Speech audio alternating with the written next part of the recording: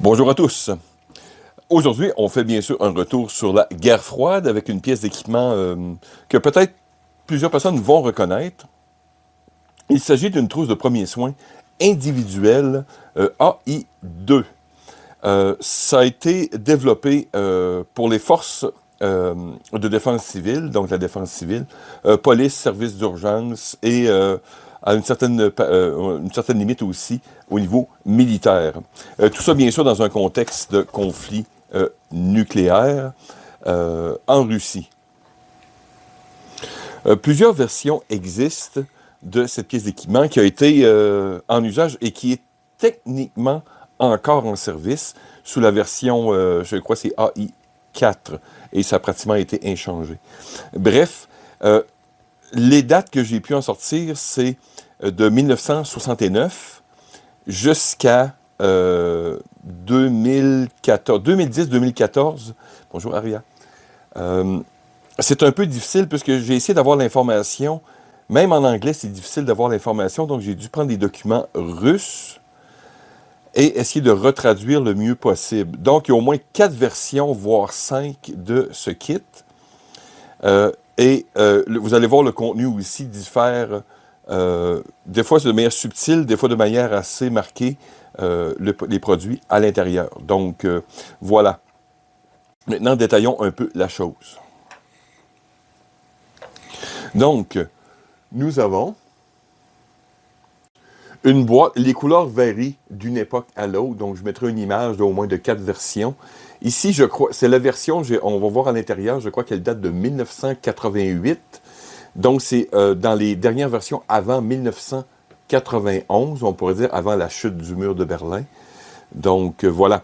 Donc, ça mesure, c'est 9 par 10 par 2 et pèse environ 115 grammes, mais c'est variable d'une version à l'autre.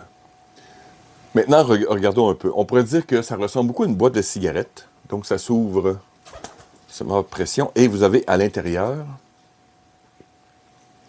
donc, divers flacons, tubes et autres. Vous avez des informations.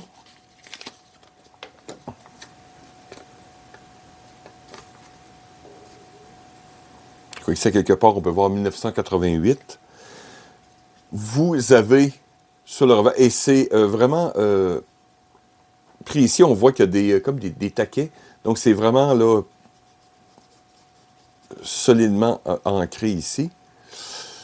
Et on a différentes informations, des contenus, et vous avez bien sûr le contenu lui-même. Ce kit est presque complet, comme je vous dis, c'est très variable d'une boîte à l'autre. Donc, si vous regardez ici le diagramme et vous regardez en bas, c'est presque identique, sauf la fiole que vous avez ici, qui devrait être d'une autre couleur. Mais c'est pas très grave pour l'explication, comme je vous dis. Il y a tellement de versions de ces boîtes et les contenus très variables, donc évidemment, je n'élaborerai pas tout. J'ai mis des liens dans la description, donc une vidéo ou deux de vraies personnes en Russie qui ont le vrai contenu avec encore toutes les choses à l'intérieur. Donc, vous comprenez ici une version nord-américaine ne contient absolument aucun élément pharmaceutique ou médical. Même pour des raisons légales, vous allez le voir dans quelques minutes. Mais on va regarder un peu à quoi servait le contenu. Bien sûr, on parle ici de défense civile en pleine période de nucléaire. Donc, les différents éléments que vous avez ici, certains des éléments que je vais nommer sont premièrement... Ces kits-là étaient faits pour 2 à 3 ans d'entreposage. Donc, vous comprenez ici, la version 1988 est complètement périmée, même si elle avait du contenu. Donc, et plusieurs des produits chimiques étaient connus, d'autres moins connus. Donc, bref, faites vos recherches sur ces produits-là. C'est très intéressant quand même en tant que pharmaceutique. Regardons l'élément numéro 1, très intéressant. Il s'agit d'un injecteur. Donc, vous avez une aiguille. Et vous avez à l'intérieur, vous auriez techniquement à l'intérieur un certain produit. L'astuce avec cette chose-là, je me trouve un diagramme et j'ai réussi à trouver une vidéo explicative défense civile version années 80-90. Donc, je mettrai des images ou autres. Donc, on tournait ça ici. Et à l'intérieur, il y avait un perce comme la canule. Donc, on perçait, on remettait l'aiguille et ensuite, évidemment, on injectait.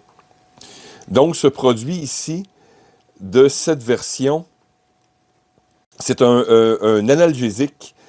Ici, ce que j'ai pu voir, c'est du Promédol, qui est un opioïde narcotique. Donc, il y a une raison pourquoi aussi, techniquement, ces kits-là, l'approche guerre nucléaire est un peu différente au niveau, on pourrait dire, ouest et est. Ces kits-là étaient distribués, premièrement, très près de toutes les maisons qui étaient potentiellement des cibles, mais étaient distribués à grande échelle. Donc, voilà. Et étrangement, pour du communisme, l'approche était décentralisée, tandis que l'approche occidentale était centralisée à l'époque. Donc, voilà. Et vous comprenez que les gens utilisaient cette fiole ici qui contenait un produit, un opioïde, un narcotique, et évidemment en faisait un autre usage. Donc, voilà pourquoi l'approche a été changée avec le temps. Le grand tube qu'on retrouve ici, premièrement, c'est difficile à voir à la caméra, je mettrai une image ou deux à l'occasion, mais vous avez, les textes sont écrits sur les tubes, et comprenez-vous, il y a aussi les couleurs et quelquefois il va y avoir des formes. Donc le tube blanc allongé ici contient de la sulfamédiméthoxine en 15 comprimés. Dans le fond, c'est contre l'intoxication, tout simplement. Les deux tubes qu'on voit, attendez, moi ici, les tubes framboises que j'ai appelés, les deux tubes framboises que vous voyez ici. Voilà. Donc, contiennent 6 comprimés, chacun de... c'est de la cystamine, qui est un radioprotecteur, tout simplement. Donc, les explications sont bien données. Je crois qu'on prenait un tube au complet, donc 6 tablettes, 1 heure, je crois, avant une possible attaque, et des trucs du genre, et ensuite, potentiellement un deuxième. Les 2 tubes transparents, je crois, ici, c'est des comprimés, chacun aussi, bon, c'est de la... chlorcotétracycline, en tout cas, un truc du genre, je le marquerai en bas, à la limite. Encore ici, c'est marqué. Vous voyez, le tube a une forme particulière qui varie d'une version à l'autre aussi. Donc, c'est un antibactérien, un antibiotique. Ensuite, qu'est-ce que nous avions? Donc, ici, dans le tube bleu, hop, voilà.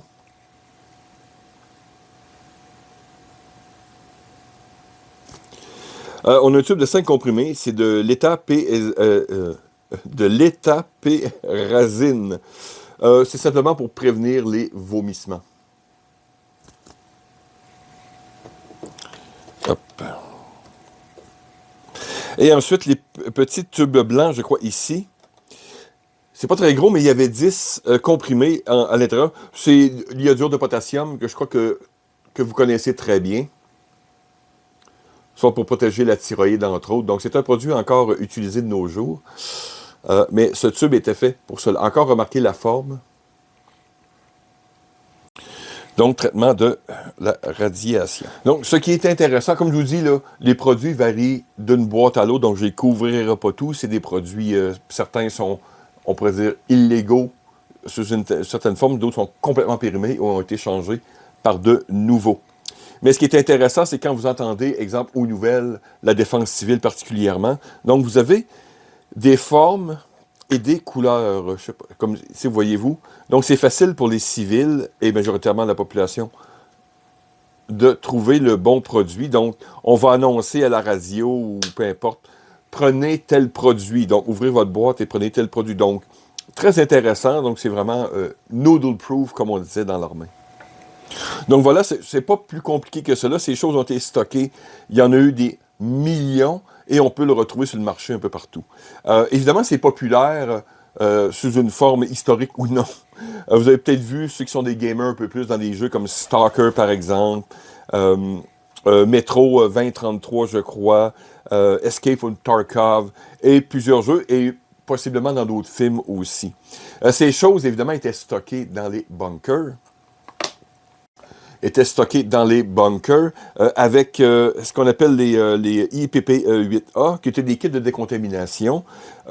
Évidemment, les respirateurs typiquement des GP5, très connus à l'époque, mais sûrement d'autres aussi, et des bandages des IPP1. Donc, ces choses-là étaient stockées standard dans les bunkers. Sûrement, bien sûr, avec toutes les belles choses qui vont avec un bunker. Maintenant, qu'est-ce qu'on peut faire avec tout ça? Ben, c'est un objet intéressant. C'est bien fait. Comme je vous dis, c'est fait vraiment une boîte, sûrement pour outdoors, ceux qui veulent faire des activités. Est-ce qu'on peut utiliser ça maintenant? Premièrement, si vous l'achetez ici en Amérique du Nord, le contenu va être vide en général. Les flacons sont bien foutus. C'est tout petit, mais c'est bien fait. C'est très sécuritaire. Hop, voyez-vous. Donc, vraiment, il n'y a aucun risque avec ces petits flacons. C'est sûr que si vous voulez l'utiliser, vous remplacez tous ces produits, parce que la majorité de tous ces produits-là, vous pouvez les retrouver de manière moderne et les mettre ici. L'aiguille, on va la repasser sûrement l'année. Oui, elle serait utilisable. Je regardais d'un point de vue médic, si on parle de post-apocalyptique un peu. Oui, on va la repasser dans l'autoclave et on peut les réutiliser. Les fioles sont toujours de très bonne qualité. On peut mettre les mêmes produits que l'on retrouve. Il y a du de potassium, des antivomitifs, des antibiotiques, évidemment, sous une forme ou une autre. Donc, oui, ça fait un beau petit kit. On peut remplacer ici, s'imprimer un nouveau kit.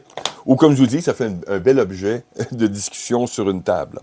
Donc, voilà, j'espère que vous avez trouvé la chose intéressante. On se dit à la prochaine.